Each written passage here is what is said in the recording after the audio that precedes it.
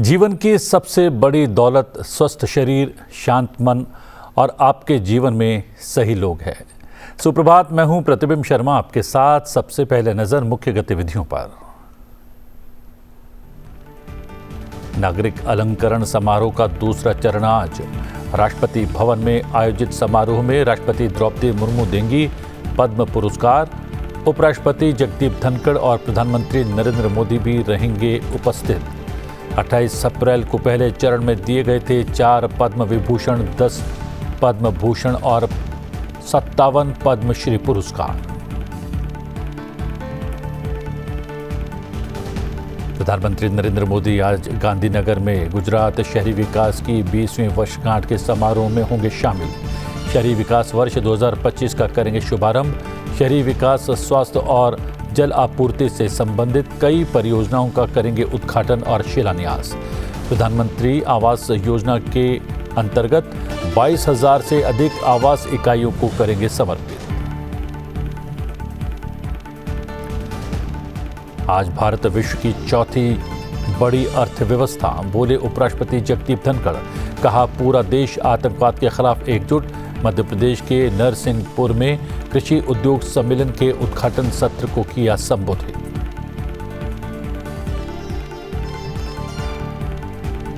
राज्यसभा की 8 सीटों के लिए द्विवार्षिक चुनाव 19 जून को। निर्वाचन आयोग ने की घोषणा। असम से 2, तमिलनाडु से 6 राज्यसभा सदस्यों का कार्यकाल जून और जुलाई में हो रहा है समाप्त। विदेश सचिव विक्रम मिस्री आज से 29 मई तक वॉशिंगटन का करेंगे दौरा। अमेरिका के प्रशासन के वरिष्ठ अधिकारियों से करेंगे मुलाकात। यात्रा का उद्देश्य 21वीं सदी में सैन्य सहयोग, व्यापार और प्रौद्योगिकी के क्षेत्रों में अवसरों को तेजी से आगे बढ़ाना।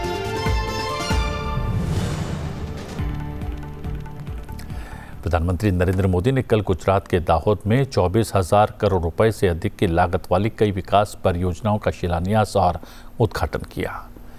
इस अवसर पर प्रधानमंत्री ने कहा कि पिछले कुछ वर्षों में भारत ने ऐसे अभूतपूर्व और अकल्पनीय निर्णय लिए हैं जो दशकों पुरानी बाधाओं से मुक्त हुए हैं और हर क्षेत्र में आगे बढ़ रहे हैं। 140 करोड़ भारतीय एक विकसित भारत के निर्माण में एकजुट हैं।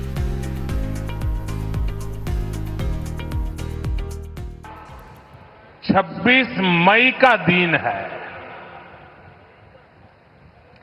साल 2014 में आज के ही दिन पहली बार मैंने प्रधानमंत्री के तौर पर शपथ ली थी।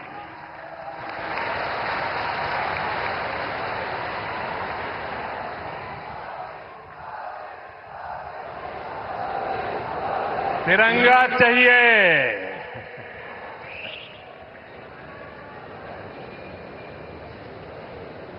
गुजरात के आप सभी के लोगों ने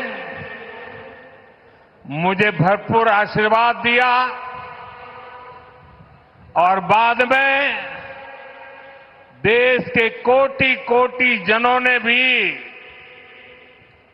मुझे आशीर्वाद देने में कोई कमी नहीं रखी। आपके इस आशीर्वाद की शक्ति से मैं दिन रात देशवासियों की सेवा में जुटा रहा। इन वर्षों में देश ने वो फैसले लिए जो अकल्पनीय थे, अभूतपूर्व है। इन वर्षों में देश ने दशकों पुरानी बेड़ियों को तोड़ा है। देश हर सेक्टर में आगे बढ़ा है। आज देश निराशा के अंधकार से निकलकर विश्वास के उजाले में तिरंगा फहरा रहा है।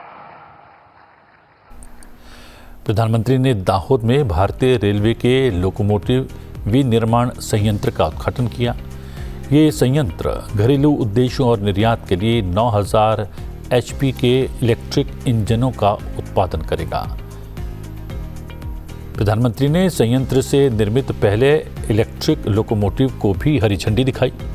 ये लोकोमोटिव भारतीय रेलवे की माल ढुलाई क्षमता बढ़ाने में मदद करेगा। भारत के भीतर आवश्यक वस्तुओं के निर्माण के महत्व पर जोर देते हुए प्रधानमंत्री ने कहा कि आत्मनिर्भरता समय की मांग है।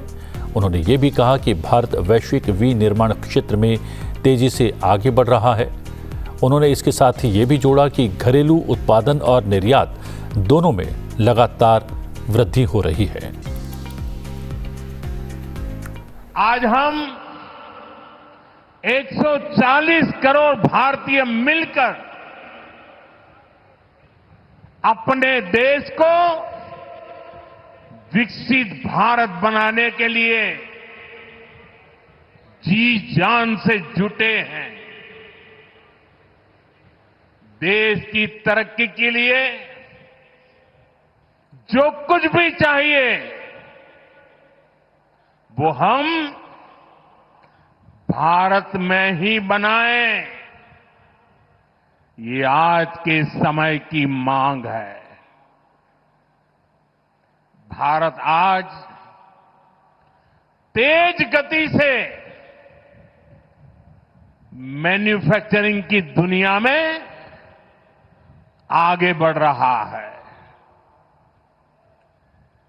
देश की जरूरत के सामान का निर्माण हो या फिर दुनिया के अलग अलग देशों में हमारे देश के बनी हुई चीजों का एक्सपोर्ट, ये सारा लगातार बढ़ रहा है।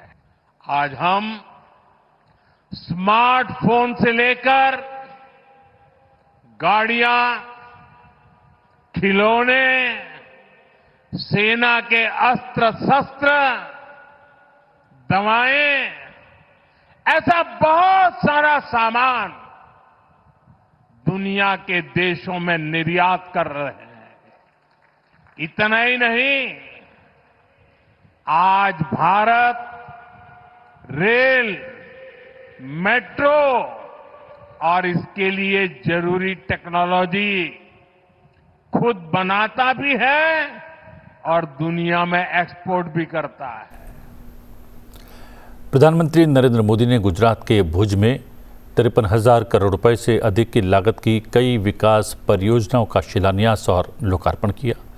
इसमें खावड़ा अक्षय ऊर्जा पार्क में बनने वाली अक्षय ऊर्जा के लिए ट्रांसमिशन परियोजनाएं, ट्रांसमिशन नेटवर्क विस्तार, तापी में ultra super critical thermal power plant, इसके साथ ही कांडला बंदरगाह की परियोजनाएं और गुजरात सरकार की कई सड़क, जल और सौर परियोजनाएं भी शामिल हैं।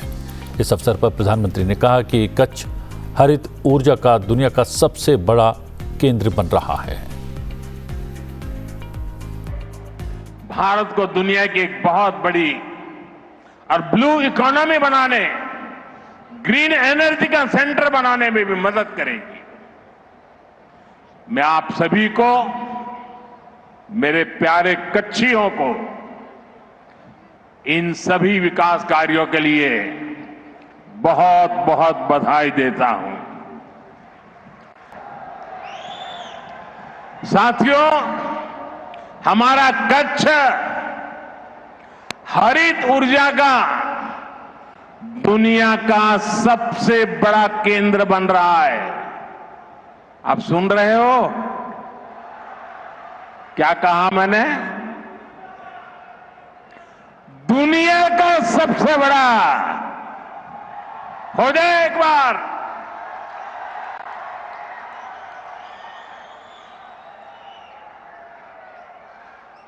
ग्रीन हाइड्रोजन एक नए प्रकार का ईंधन है।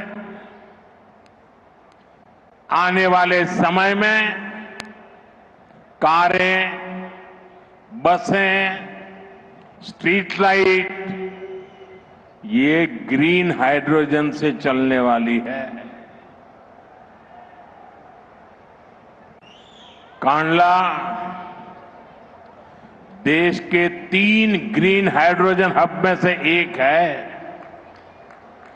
आज भी यहां ग्रीन हाइड्रोजन कारखाने का शिलान्यास हुआ है। इस कारखाने में जो टेक्नोलॉजी लगी है, आप गर्व करेंगे साथियों, वो भी मेड इन इंडिया है।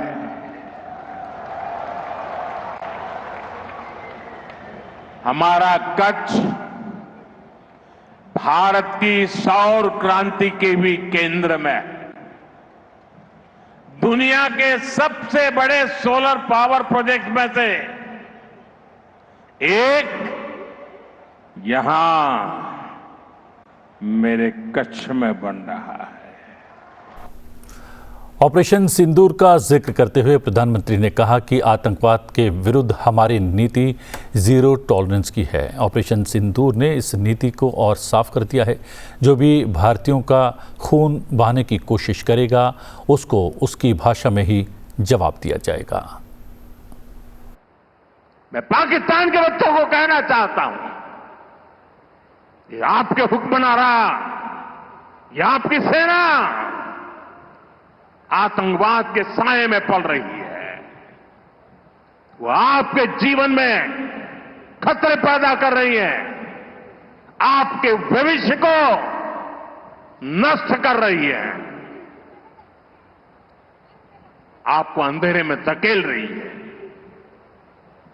पाकिस्तान को आतंक की बीमारी से मुक्त करने के लिए पाकिस्तान के अवाम को आगे आना होगा, पाकिस्तान के नौजवानों को आगे आना होगा। सुख चैन की जिंदगी जियो, रोटी खाओ, वरना मेरी गोली तो है ही।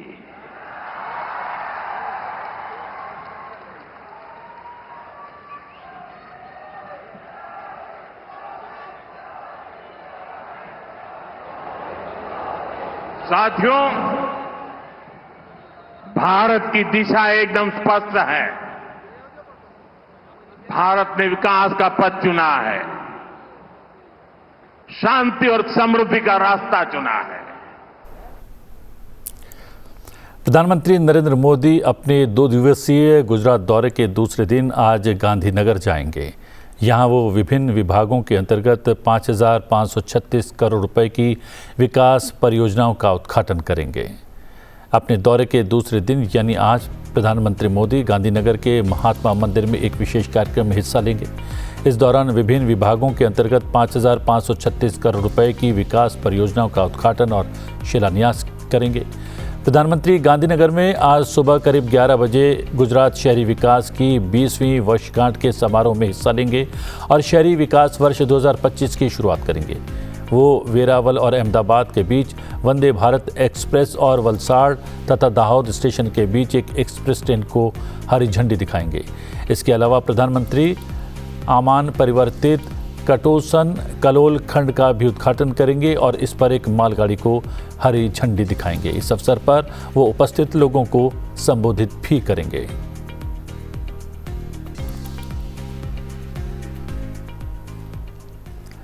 राष्ट्रपति भवन में कलाकारों के निवास कार्यक्रम के तहत कलाकारों के एक समूह ने राष्ट्रपति द्रौपदी मुर्मू से मुलाकात की। आर्टिस्ट इन रेजिडेंस कार्यक्रम कला उत्सव में भारत के पारंपरिक कला प्रारूपों को उनके मूल स्वरूप में प्रदर्शित किया जाता है।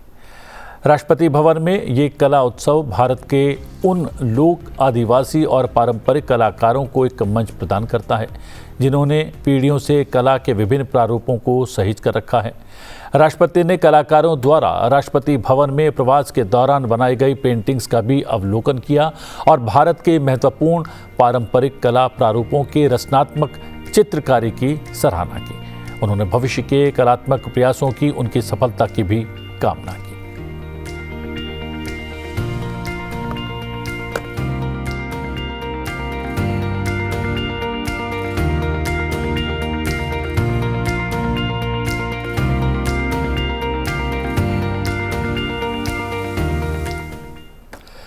राष्ट्रपति द्रौपदी मुर्मू ने भारत के नए मुख्य न्यायाधीश न्यायमूर्ति भूषण रामकृष्ण गवाई के स्वागत में राष्ट्रपति भवन सांस्कृतिक केंद्र में रात्रि भोज का आयोजन किया।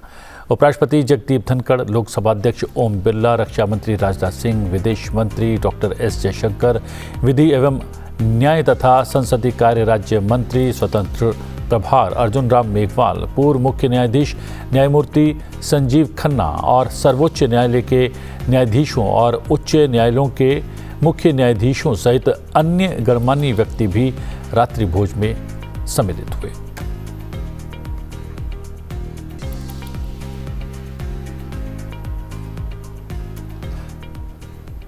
किसान की आमदनी में उत्थान तब आएगा जब हर सहायता किसान को सीधी मिलेगी।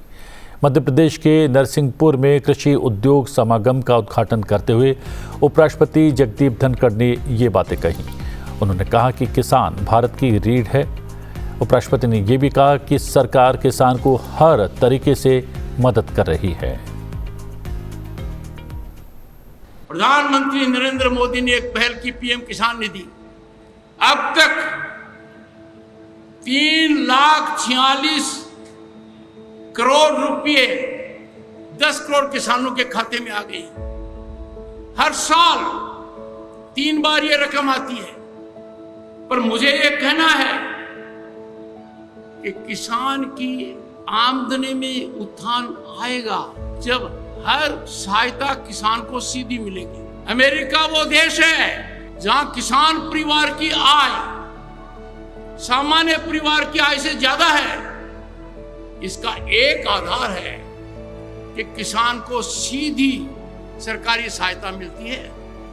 हमारे यहां खाद को लेकर बहुत बड़ी सब्सिडी है, अन्य भी बहुत बड़ी सब्सिडी है, पर वो इनडायरेक्ट है। यदि अगर वो सब सीधी किसान को दी जाए तो मेरा आकलन है एक आधार पर कि हर किसान को हर साल कम से कम 35,000 रुपये मिलेंगे। मैं मानकर चलता हूं कि Indian council of agriculture research इस पर ध्यान देगी,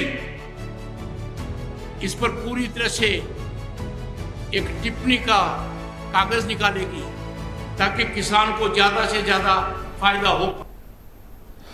राष्ट्रपति ने भारत की बढ़ती आर्थिक शक्ति का उल्लेख करते हुए कहा कि आज भारत दुनिया की चौथी सबसे बड़ी अर्थव्यवस्था बन गया है।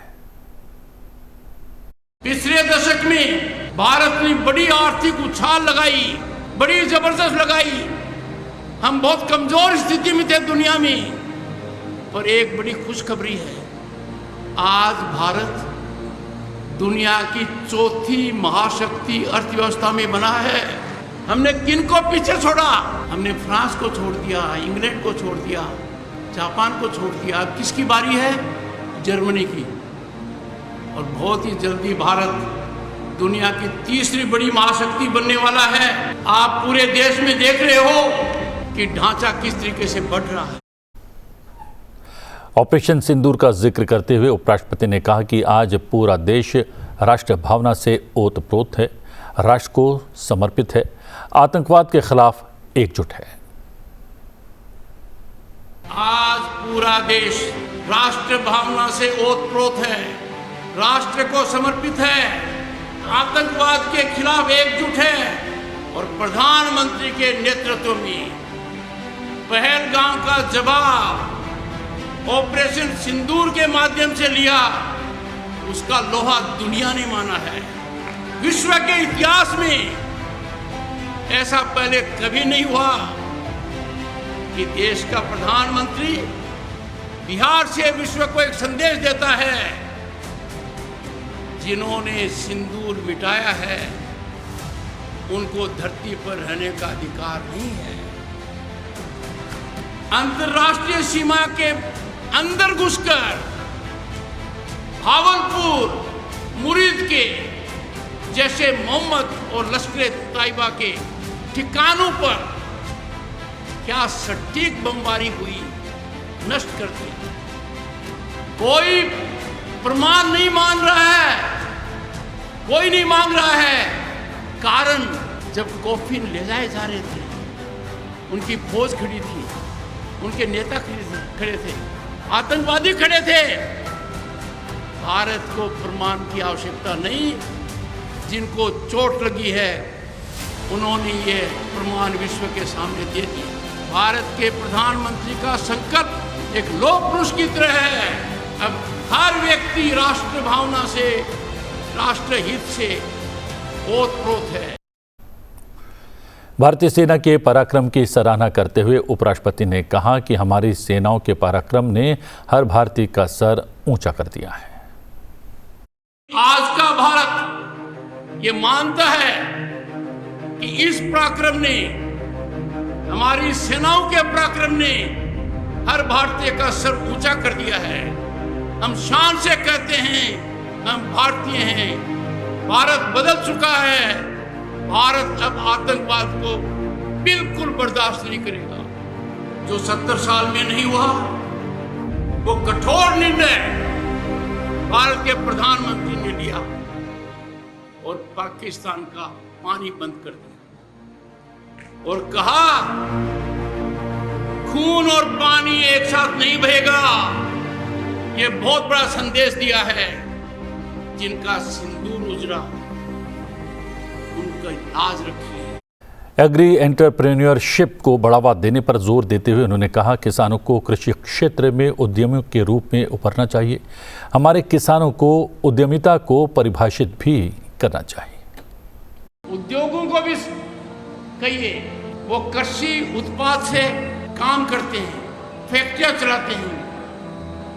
ये बहुत अच्छा रहेगा कि कृषि आधारित उद्योग सांसद, विधायक और प्रमुख एनजीओ किसान गांव को गोद लें, उस गांव के कायापलट का संकल्प लें। उसमें एग्री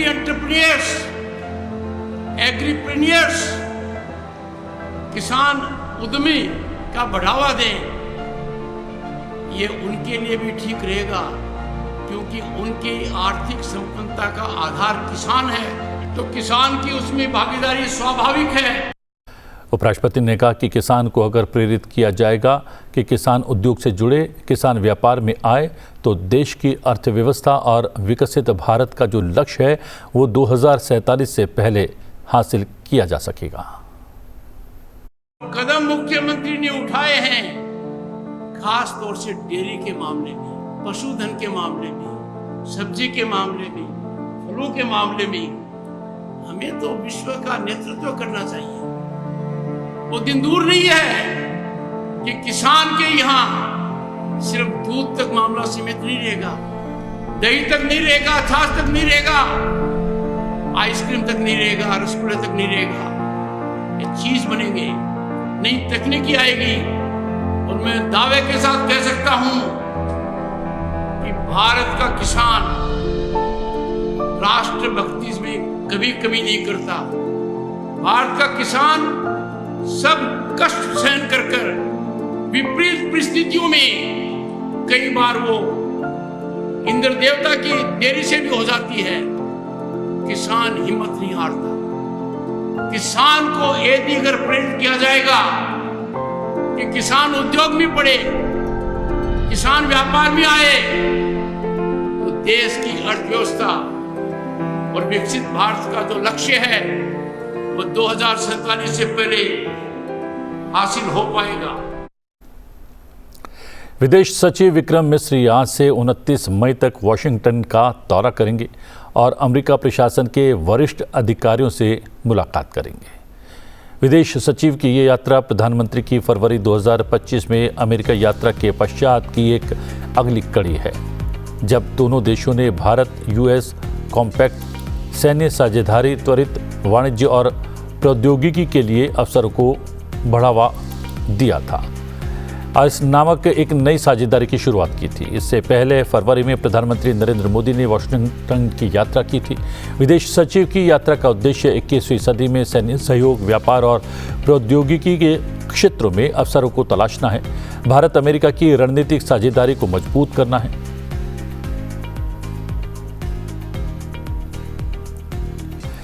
केंद्रीय गृह मंत्री अमित शाह ने सोमवार को महाराष्ट्र के नागपुर में स्थित नेशनल कैंसर इंस्टीट्यूट के परिसर में मरीजों और उनके परिजनों के लिए बनाए जाने वाले स्वस्ति निवास के भूमि पूजन में हिस्सा लिया।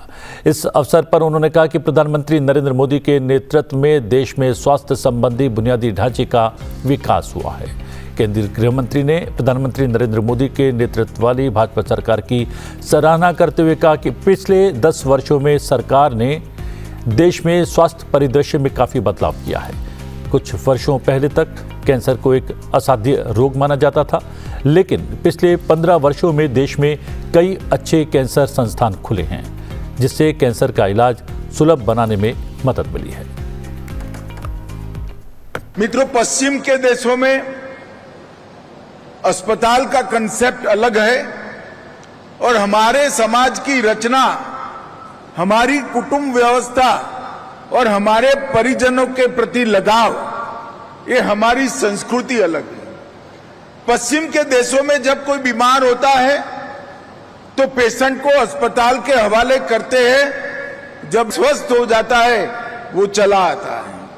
हमारे यहाँ परिवार में कोई बीमार होता है तो पूरे परिवार इसके साथ मन और लगाव के साथ जुड़ता है। देवेंद्र जी ने ठीक ही कहा, कई सारे अस्पतालों के अंदर आसपास में पड़े हुए लोगों को हम देखते हैं, क्योंकि उनका परिजन अस्पताल में इलाज कर रहा है, वो उससे दूर रहना नहीं चाहते। इसके साथ एक फीलिंग के साथ, एक प्रकार के दुख के सैर करने के भाव के साथ वो जुड़े हुए होते हैं। मगर अस्पतालों की भी मजबूरी होती है, कहां रखें, पेशेंट के लिए ही बेड नहीं होता है। आज इस स्वस्ति निवास की कल्पना कर हमारे भारत के अस्पताल बनाने के फील्ड में एक नए प्रकार का विचार देवेंद्र जी आपकी टीम ने किया है, कैंसर इंस्टीट्यूट की टीम ने किया है, जो आने वाले दिनों में हमारे परिवार की संवेदनाओं को जीवित रखेगा। इसलिए मैं आपको बहुत बहुत बधाई देता हूं। गणतंत्र दिवस की पूर्व संध्या पर पद्म पुरस्कारों की घोषणा के बाद अब पुरस्कार वितरण समारोह के दूसरे चरण का आयोजन आज शाम 6 बजे राष्ट्रपति भवन में किया जाने वाला है। राष्ट्रपति भवन में आयोजित समारोह में राष्ट्रपति द्रौपदी मुर्मू आज दूसरे चरण के 68 पद्म पुरस्कार विजेताओं को सम्मानित करेंगी। उपराष्ट्रपति जगदीप धनखड़, प्रधानमंत्री नरेंद्र मोदी और अन्य गणमान्य व्यक्ति इस कार्यक्रम में सम्मिलित होंगे। इससे पहले 28 अप्रैल को पहले चरण में 4 पद्म विभूषण, 10 पद्म भूषण और 57 पद्मश्री पुरस्कार दिए जा चुके हैं। देश में पद्म पुरस्कार सर्वोच्च नागरिक सम्मान है, जो 3 श्रेणियों पद्म विभूषण, पद्म भूषण और पद्मश्री में दिए जाते हैं। इसमें पद्म विभूषण असाधारण और विशिष्ट सेवा के लिए दिया जाता है, वहीं उच्च कोटि की विशिष्ट सेवा के लिए पद्म भूषण से सम्मानित किया जाता है और किसी भी क्षेत्र में विशिष्ट सेवा के लिए पद्मश्री देकर सम्मानित किया जाता है।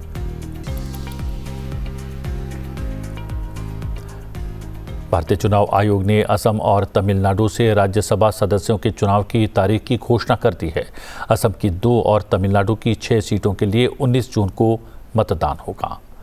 असम से बीरेंद्र प्रसाद वैश्य भाजपा और मिशन रंजन दास भाजपा का कार्यकाल 14 जून को समाप्त हो रहा है। इसी तरह तमिलनाडु के 6 सदस्यों Anbumani Ramdas PMK, N Chandrasekaran AIADMK, M Shanmugam DMK, P Wilson DMK और वाइको MDMK का कार्यकाल 24 जुलाई को समाप्त हो रहा है। इसके लिए अधिसूचना 2 जून को जारी की जाएगी। इसी के साथ नामांकन पत्र भरने की प्रक्रिया शुरू हो जाएगी। हम आपको बता दें कि नामांकन पत्र भरने की अंतिम तिथि 9 जून होगी। 10 जून को भरे गए नॉमिनेशन फॉर्म की जांच होगी। 12 जून तक उम्मीदवार अपना नाम वापस ले सकेंगे। 19 जून को मतदान होगा। वोटों की गिनती इसी दिन शाम को कर ली जाएगी। 23 जून से पहले ये चुनावी प्रक्रिया पूरी कर ली जाएगी।